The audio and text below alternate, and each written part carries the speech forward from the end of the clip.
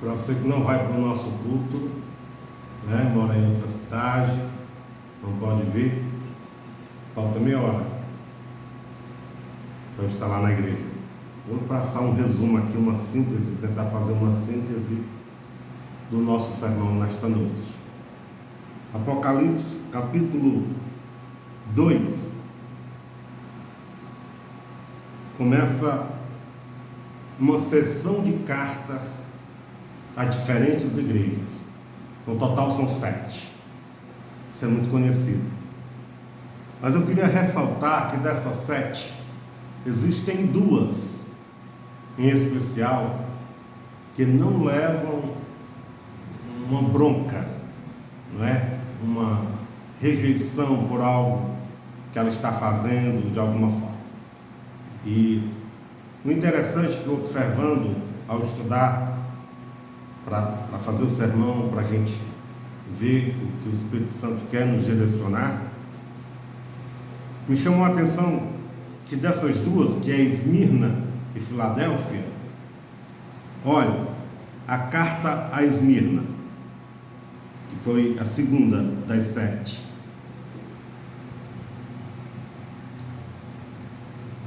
conheço a tua tribulação e a tua pobreza, mas tu és rico.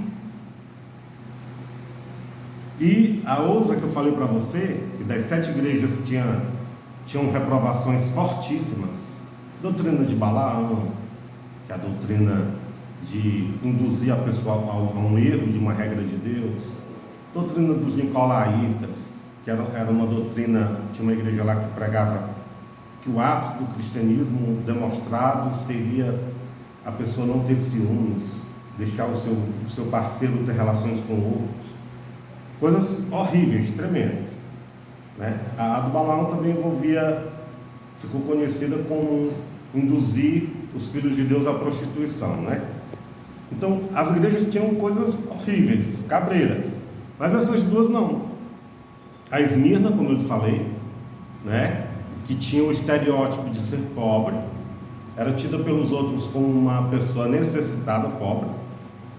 E a Filadélfia, que é outra que não recebe nenhum tipo de repreensão no aspecto de como ela se conduzia, ela é chamada aqui: sei que tu és fraca, mas guardaste a minha palavra e não negaste o meu nome, por isso pus uma porta aberta diante de ti. Mas eu queria ressaltar essas 2 questões: pobreza e fraqueza. Não é verdade? Mas para pobreza o Senhor disse assim para ela: mas tu és rica. Não, tipo dizendo, não acredite, não é?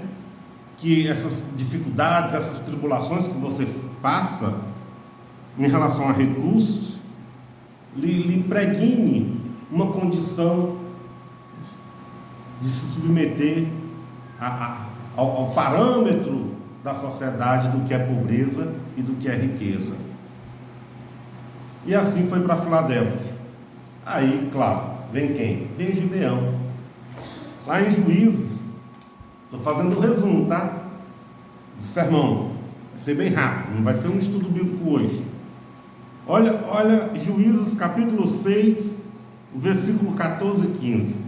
O Senhor olhou para Gideão e disse: vai nesta tua força e livra Israel das mãos dos midianitas. Não te enviei eu? Respondeu-lhe Gideão: ai, Senhor meu, com que livrarei Israel? A minha família é a mais pobre em Manassés, e eu sou o menor da minha família. Oh, glória a Deus, hein, irmãos? Quando a gente conta o testemunho da Bíblia de Gideão, sabe, é maravilhoso, porque a gente sabia que o exército que Gideão conseguiu conduzir na hora H da guerra eram apenas 300 contra uma nação, e grande foi a vitória. E o Senhor fez questão, 30 mil já seriam poucos, mas foi 300, Meus queridos e amados irmãos, vocês estão entendendo, né? A conexão. Veja, quando eu presidi a nossa igreja aqui no Ceará a primeira vez, muitas pessoas diziam assim: é uma criança, é fraco, aquelas perseguições. Eu vou lhe contar como testemunho, já que humanamente, para o padrão humano, veio a condição estereótipa de que não era capaz, então eu posso contar um testemunho. Isso não é vanglória, já que não sou eu, foi o Senhor que fez. Veja bem, as nossas igrejas aqui na região, a maioria são congregações, é o termo que a gente usa, né, o campo, ou filiais, um nome mais moderno para compreensão, de igrejas que estão na capital. Você acredita que aqui, nessa região, no pé de Serra da Ibiapaba, para a honra e glória do Senhor Jesus, nós abrimos 16 igrejas em 8 anos.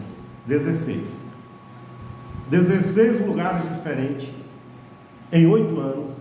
A nossa igreja foi um marco na história. Nunca aconteceu isso, de uma cidade pequena sair, sabe, a condução da abertura de novas igrejas. 16.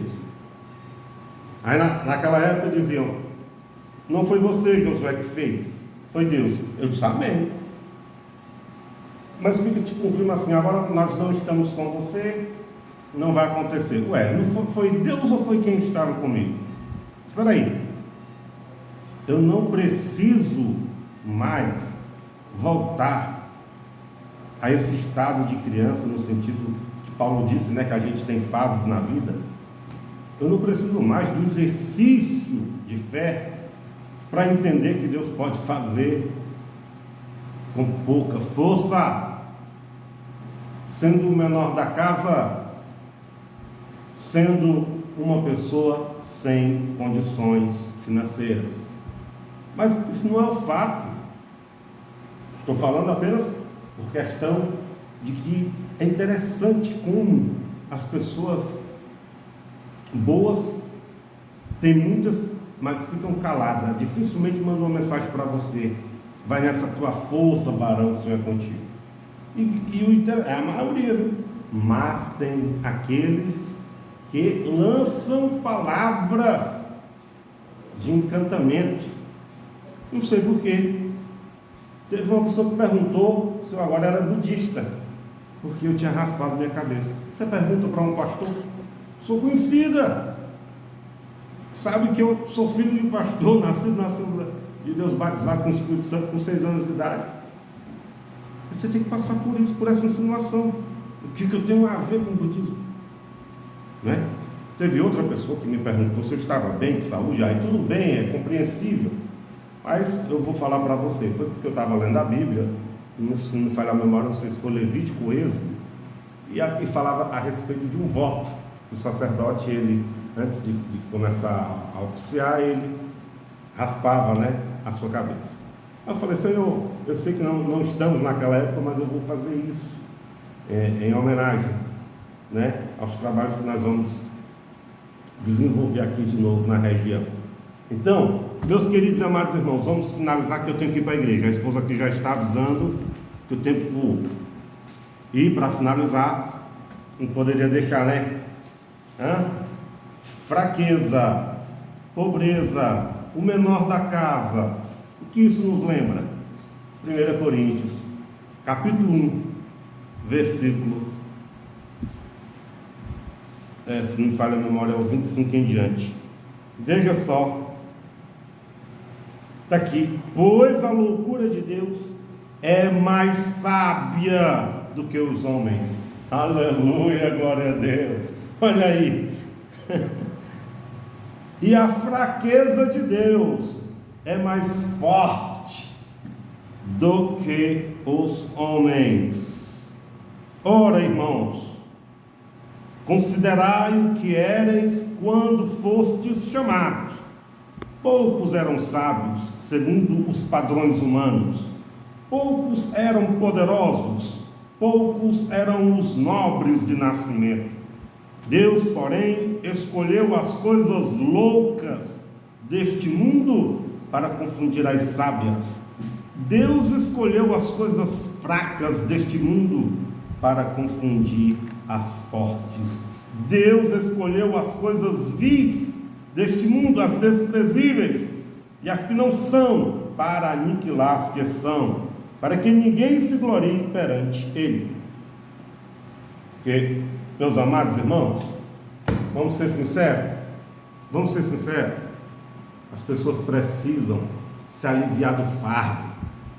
A sociedade de hoje é cobrando muito, as pessoas estão sendo cobradas, os filhos sendo cobrados para que façam medicina, ou seja, todo mundo cobrando muito, é na área espiritual, é em todas as áreas financeiras. Vamos ter paz. Deus também pode nos trazer alegria quando nós nos exercitamos nas nossas fraquezas. Forte abraço. Quem sabe um dia você não vai estar na nossa igreja ao vivo, participar do sermão. Até mais.